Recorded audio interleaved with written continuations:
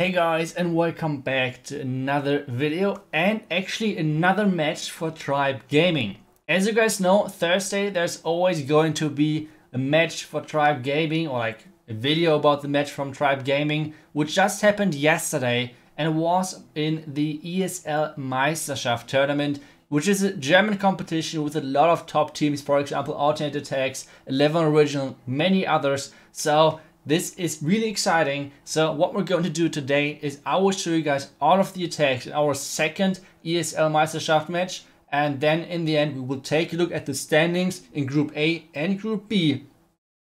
And let's see what is going to happen, right? So this is the goal for this video. I hope you guys will enjoy the attacks. And well, let's hope it's an intense match with a lot of triples and really close attacks. So let's get started, and the match is actually going to be in between of actually all amateurs against Tribe Gaming. If you guys are wondering why exactly, for example, players like Nick or Lexnos are not playing in this one, it's like I said, the German ESL Meisterschaft, which means this is kind of like the German version of the Tribe Gaming team, kind of similar to the Mobile Open Tribe Gaming team. So that's why. If you guys are wondering. So let's take a look at this first attack, which is actually from Sebastian on me, and he's going with the Queen Charge Hybrid into this one.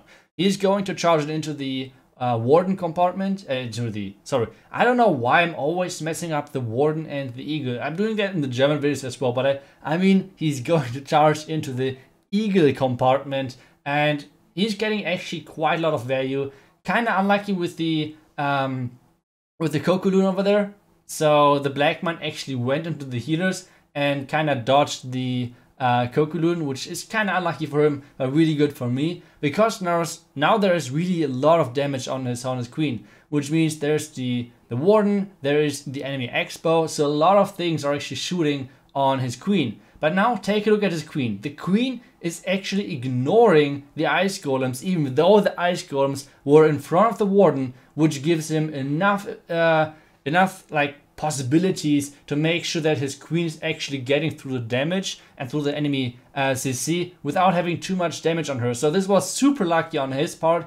I still don't know how exactly the queen did not go for the ice golems, but okay. This means the queen has 0 ability, otherwise she would have had to use this ability already early on. Now the hybrid part is getting into the back and into the danger zone with a lot of splash damage over there, for example by the scatter shot and obviously the enemy queen.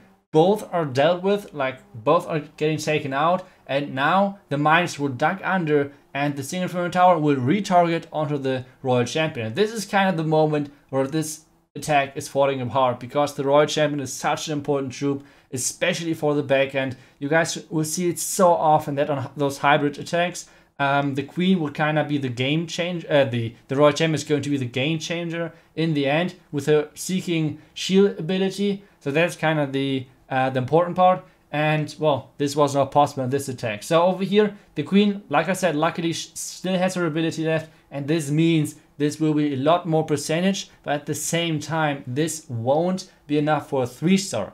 The next thing, if you guys are wondering if I'm only uploading wins of Tribe Gaming, nope. I'm always uploading every single match of the ESL Meisterschaft, which we are playing, kind of like, just like following us through the tournament, so you guys can like see what exactly is happening. Every win, every loss will be shown on this channel, so make sure to follow and subscribe over here so you don't miss any of the action. So first attack, 93%. That's not actually too bad as a start. Obviously a 3-star would have been always more likely, or like always more enjoyable for the attacker. On this one is going to be Xilis, who is attacking next, and he's going in with the Electron Lalo, which is always a pleasure to watch. So let's see if he can pull it off and make sure that he's getting the triple in over here. First thing first, he's starting off with his king, taking out the enemy Royal Champion, but there's way more damage than he expected, which means the king is dying out early on, which is not the thing which he was hoping for, because his king, that's kind of a mixture of queen and king. No, but his king was actually dying way too quickly, because he was hoping for that his king was kind of tanking for his queen so he could get the scatter shot. But now actually there's the Royal Champion taking, and take a look at the timing over here with the last shot. The queen is taking out the scatter shot, which is MVP move by her for sure. So nicely done over there by the queen. Now a couple of Cocoons are coming in. The blimp is coming in to make sure that the Electron is getting delivered on the enemy queen. So everything so far is looking good. Clone, rage, poison, everything is fitting perfectly. But now the clan castle is coming out, and actually there's a dragon in there, which is kind of surprising. Like, this base was not really screaming like Electron or Suilado or something. So that was kind of a surprise to us. Sadly, with the freeze, he wasn't able to take down the enemy dragon. So the dragon is now being really annoying to the Lalo, obviously. He's starting off with a really wide spread with his Lalo, having a second or like a third Lava Hound to fly across the town hall in any second. Not sure if that was really the best decision regarding troop space, but either way, the problem once again on this attack was the Warden. Obviously, he's following like the right group, but once again, I feel like one thing which the Warden is lacking right now, which is a huge issue, is that he's drifting to the flank of the troops. Obviously, yes, we want the Warden to follow the biggest group of troops, but if there are tons and tons of groups of troops together, then would be kind of nice if the Warden would be located in between of those groups, because if one of the outside groups, which was in the beginning the biggest, for example, like on this one, is splitting up again, then the Warden is kind of far on the outside, drifted away from the main objective, and that's never a good thing. So I think that would be a huge improvement if the Warden, like this stupid drifting to the flank of the biggest group, is just gone, and if the Warden would just straight up follow the troops, just stay in behind of the troops, that would be perfect. Let's see, and let's hope that something like that is finally happening. Actually, except that I don't have too many issues right now with the Warden, to be honest. Like, this is kind of my biggest concern right now with the Warden. But yeah, this means this is not going to be a triple. Though the Town Hall Loons kind of died way too early with the Town Hall explosion, and this means there's going to be an 83% two-star for us, and this gives actually all amateurs a big advantage for us. So this is going to be the next attack, and actually this is the base as well, which Boom tried to charge on with his insanely unlucky queen healer switch. If you haven't seen that just yet, make sure to watch the video of yesterday where we faced as Dark Looters alternate attacks, which was crazy war. But now let's get back to this attack to Antibonze, and he actually went straight into the bait. We kind of thought already that since they're a German team as well, and they were watching my videos, that we thought, okay, they would try kind of similar attack as Boom did, but they will obviously think that we baited the entry, which Boom just did, because the attack looked pretty good, instead of having the healer switch then, obviously. So we thought, okay, let's just switch it around. Let's play a little bit of mind games and leave the tornado trap on the other side, with knowing that they saw the video and most likely think that we would bait the same entry. I don't know if it actually helped, but at least we could say that it helped, because somehow it worked, the bait. So the Inferno Tower didn't went down in the beginning, so we had to invest some more Hawk Riders. And now the Queen is dealing with so much damage because the ground expert wasn't going down, so a lot of spells are already used. There's only one more rage to place for the Queen, which is not too much. And now the Scatter Shot is actually killing the Queen in her ability, which is kind of really rough for any attack to happen. So this from now on, once again, needs to be saved. So the Warden is following the troops for now, using a nice heal spell. And one thing which I like about this attack is that he's using his king to kill the enemy clan castle, which is really nice because of the poison spell and everything. So this is looking really good. Now the Warden ability, as soon as the troops are getting into the core, but the problem right now is that everything is way too spread out. Like, this is a huge problem for him. Now the heal spell onto the Royal Champion, I think the heal spell on the mines would have been better. And now the freeze on the splash damage, and I think the freeze for the single Inferno Tower for the Royal Champion would have been better. So I think he mixed up the spells over there a little bit, troop-wise. So that wasn't the best decision. But this means this won't be a triple. So this is just going to be a percentage game from now on. So yeah. So far, no triples in this war. 3 attacks in. Let's see who's going to be the first one to get the 3-star in this war. And obviously, let's see who's going to win this one. But this are going to be a couple more percentage. The Warden and the Mines will try their best. But this will finish up on a 77% attack.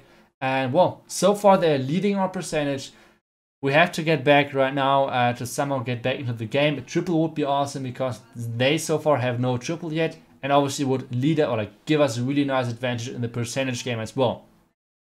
This is going to be the next base, and this base is just looking so annoying with all of those core ground expos.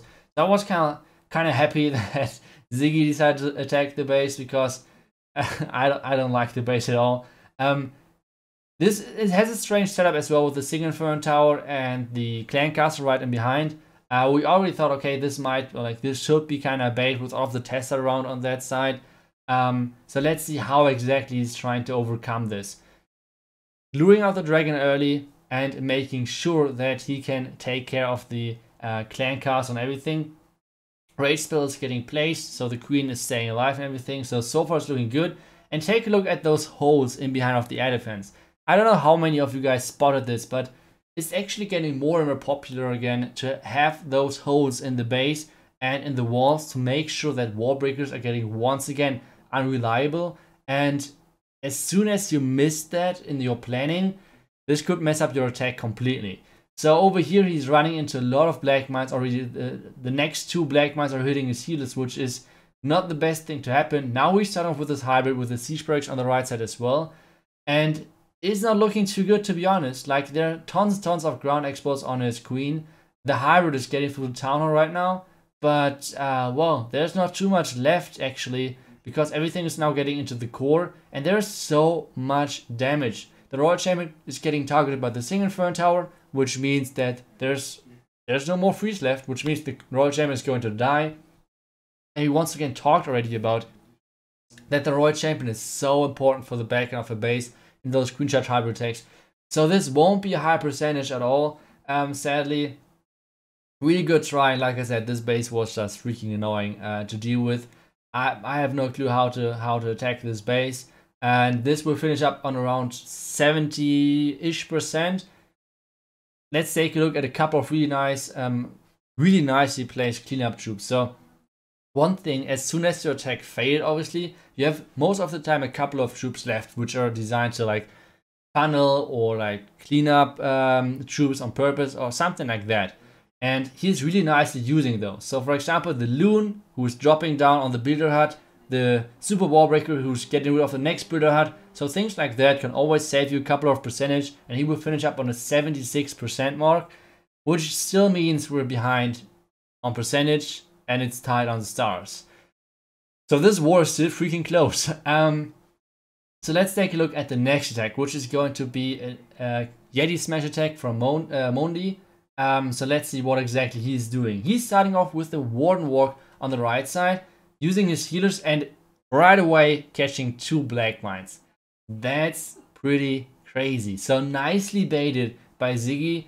This entry is apparently done by a lot of players. It's super risky, like having those black mines so far on the outside, because if someone is not taking that entry, your black mines are kind of wasted.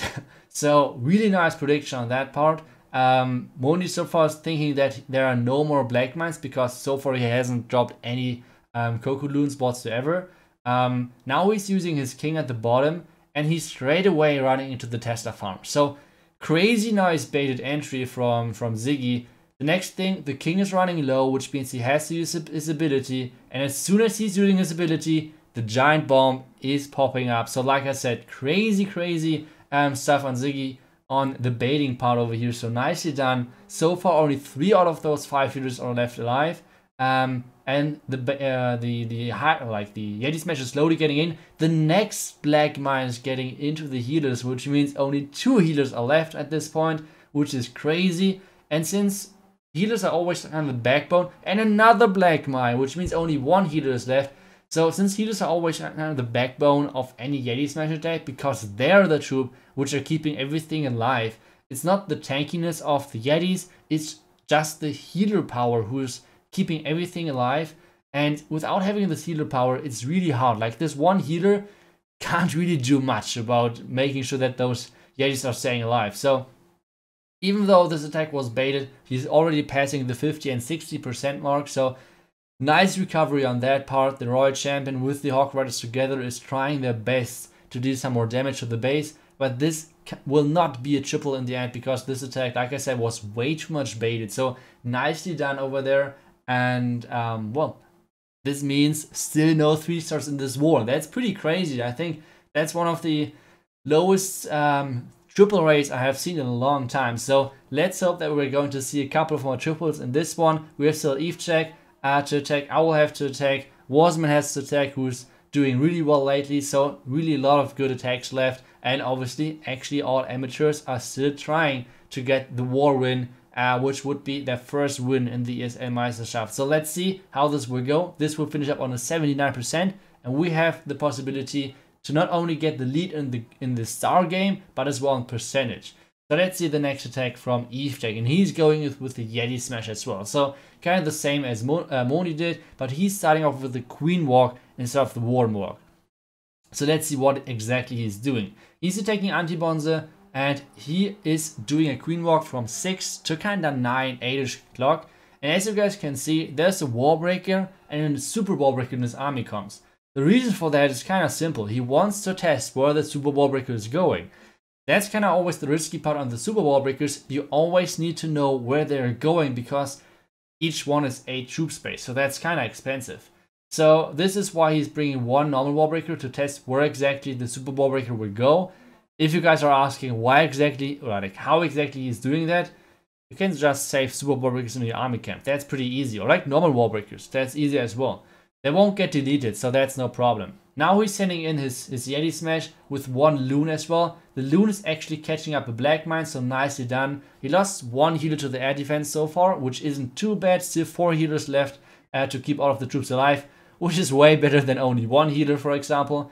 And now, nice Warden ability. He's placing the Siege Barracks at the bottom right side to make sure that the Yeti Smash power really isn't getting distracted by any of the bottom parts. So the Yeti Smash can just straight go through the core, will completely smash the core and get everything over there. The Queen, meanwhile, is jumping into the bottom side, into the tunnel compartment, not really reaching too much, but as well the jump spell is leading her on the outside again as well. The Royal Champion at the bottom side as well, in combination with the Hawk Riders. It's looking really good. The P.E.K.K.A. is alive as well, with the Wizards in behind, so this means cleanup wise, he's looking good.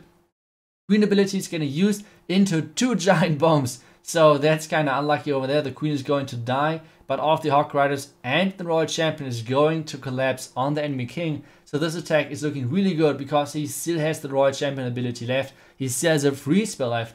So this is looking really good for him, and this should be the perfect run so far in 2 days, or like in the 2 match days in the ESL Meisterschaft for EveJack. Really nicely done. He's still the Yeti Smash king. And well, this means a swag freeze on this one.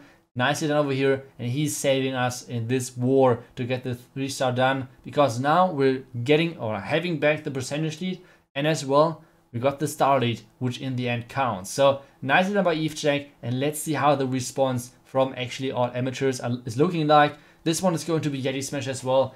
Like I said, super popular, kind of similar to the hybrid. Everything is, it's like the combination of being a kind of straightforward and easy strategy, and that is really successful, even though if some things are going wrong, you still have a really high chance of getting the 3-star. So those 2 strategies right now really having the advantage over the others, I would say. So let's get back to this one, because he's only using 4 healers, so he needs to protect those really badly.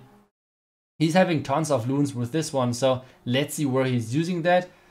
He's starting off with the Warden Walk to get rid of the enemy elixir storage, and the healers are getting placed as well. So far, so good. Let's see what is going to be happening next. He's placing a couple of loons at the top right side, and now the Yeti Blimp is coming in. He's actually passing the wall, which means it's getting into the Inferno Tower compartment. So let's see if the Inferno Tower is going to go down. So Inferno Tower is getting weak. Inferno Tower is dropping. Okay, the Inferno Tower is dead. So this, I think he would have liked to get more, obviously, but I think at least the main objective is taken out.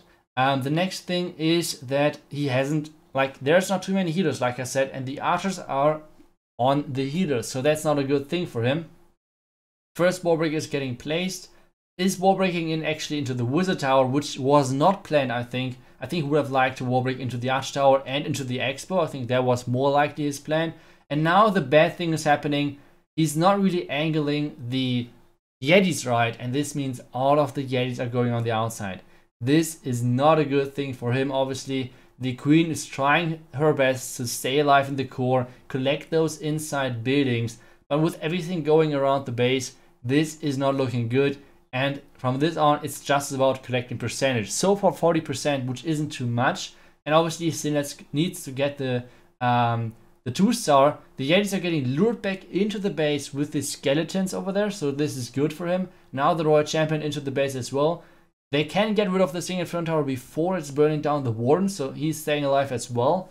And well, the Rage spell now to make sure that all of the Yetis and Yeti Mites can do more damage, and the Royal Champion obviously freezing the backhand. But there's no more cleanup. Like, even though if he's collecting way more defense buildings with this Royal Champion, there's nothing like Wizard or things like that which could actually clean up.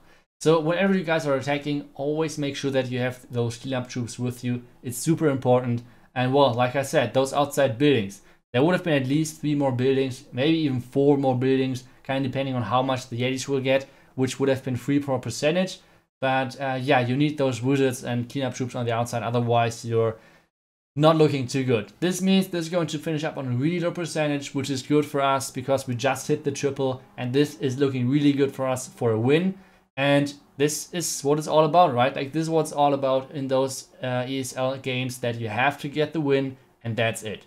The next attacker for Tribe Gaming is going to be me, and I'm going to go in once again with the hybrid. Yeah, hybrid, like I said, abuse it as long as you can, as long as it works. And the plan on this one is kind of straight away. I want to walk into the Muta Inferno Tower, because Muta Inferno Towers always are kind of weak to queen charges, especially right now with the Super Wall Breaker, because the Super Wall Breaker can so easily get access into the compartments of the Muta Inferno Tower. So that's always a good thing. So the plan is to walk in over there and wall break in over there, and then charge deeper into the base. That's kind of the goal on this attack. Meanwhile, I have the king funneling on the outside on the right side. So far everything is looking really good. I took care of the barracks on the left side, which means my queen should go inside. Now there's actually a Tesla coming up, which was kinda, I don't know. I was a bit afraid of my queen going onto the outside if there were more Tesla coming up, but my queen is actually going inside. Now 2 Hawk Riders to lure out the clan castle if it's possible, but actually with having the Warden in behind, and the Warden just melting my poor Hawk Riders is not possible. And once again, I cannot drop the poison just yet, because if there is, for example, like 2 witches in there, that would have been kind of unlucky. So I would need a poison for that for sure. So now there are actually 2 ice rooms in there, so I can just drop the poison. And as soon as the ice rooms are coming out, I would just start in the hybrid into the town hall. You guys can see how much my king got actually from the right side. I'm using the siege breaks on the right side as well, which, watching it right now, was completely stupid, because the P.E.K.K.A was running on the right, the wizards all into the air defense and like into kind of useless buildings. So I think the siege barracks was dropped totally wrong on this one, which is kind of stupid. But either way, queen is now on the clan castle, and since there's no damage on the queen anymore, the healers are switching, which is actually a good thing now for me. Like, normally always those healer switches are super bad, but this time it's actually a good thing for me. Now the Hawk Riders are coming out from the siege barracks, getting the damage from Giant Bomb and the Bomb Tower, and dying right away. Nice value I got there from the siege barracks, which is basically kind of useless. But either way, now the Royal Champion ability, Royal Champion is staying alive for now. Royal Champion is staying alive, and like I said, it's so important for having the Royal Champion alive on the back end. Queen is now dying, but the Royal Champion is staying alive, taking out those defenses, and now is going for the bottom. Hybrid-wise, or like power-wise, this is an easy overkill. But do I have the time? Do I have the freaking time to finish up this attack for a 3-star? And you guys know me. You guys know my 99% attacks. But this archer on the left side, this archer on the elixir collector is the game changer. I think without having the archer on the elixir collector, this would have been a time fail. But with this archer, this is going to be a 100% and the next triple for us. So it's looking really good. so far, like each clan has one attack left. We have Wasman as one of the last attackers, which is always a good thing. And well, let's see. So this means they will need a 3-star on this one, and we have to get like a 1-star or something like that in the last attack.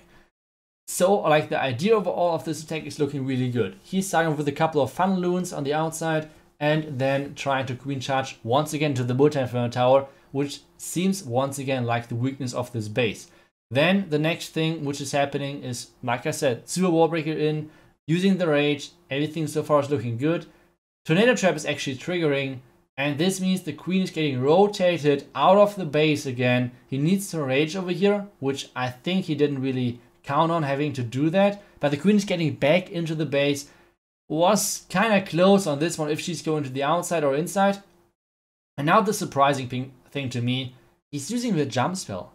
Why exactly is he using the jump spell? I think another Super Wallbreaker on this one would have been perfect on this scenario.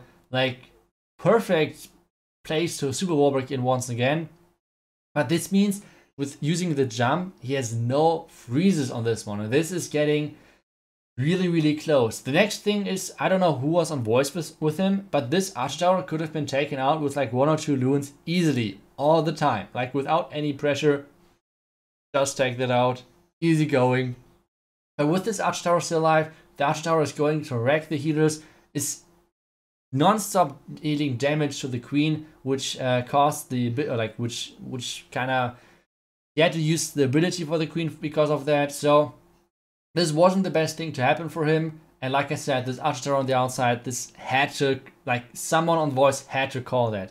The next thing, which is getting kind of popular to defend against those hybrid attacks, is the fact to use high HP buildings, non-defense buildings around the town hall, for example storages, because most of the hybrid attacks are going into a town hall, for example, which means if the miners cannot activate the town hall, the Hawk Riders would just pass the town hall, because most of the time 50% is not passed yet. So without having the 50% mark and without having the miners hitting the town hall won't get activated. The Hawk Riders are just running by the town hall, and this means the town hall is just basically getting skilled, which is not a good thing on the hybrid attack. So this is getting really popular to have storages around the town hall to defend hybrid. I think it's a really good thing that people are slowly adapting and getting, like, figuring out how to defend hybrid. But this in the end won't be a triple. Once again, the Royal Champion is dying, and like I said, the Royal Champion is one of the most important things to have live on the back end of a hybrid attack. So this won't be a triple. This means as long as we get a 1-star, we will win. Or like even with the 1-star, I think we win. So the win is kind of safe. But we want to see the last attack from Wasman, obviously. And this one is going to be a mass Hawk Rider attack. So that's kind of interesting. So let's take a look at the last attack. But like I said, this war from now on is over as long as we're not getting a 0-star, something like that. So that's pretty good. So let's take a look at the attack from Wasman. And he's doing a mass Hawk Rider with 41 Hawk Riders actually, which is pretty crazy. So let's see. He's starting off with a couple of Ice Golems and his King and Queen at the bottom, and then sending in even the Ram to make sure that he's getting the Town Hall. So far everything is looking really good. King is using his ability, getting rid of the enemy Queen and the enemy Royal Champion, which is always good. Then the Ice Golem is doing his thing, dying right now and freezing all of the defenses, which is always good. And well, so far the attack is not looking too bad. Now the Ram is getting into the danger zone though, and the Ram somehow needs to survive because he needs to take out the Town Hall, otherwise this is going to be a huge problem for him. 2 Hawk Riders to help his Queen over there, and he has actually a Super Wallbreaker in his clan castle to make sure that the Yetis can reach the Town Hall, which is really well planned from that part.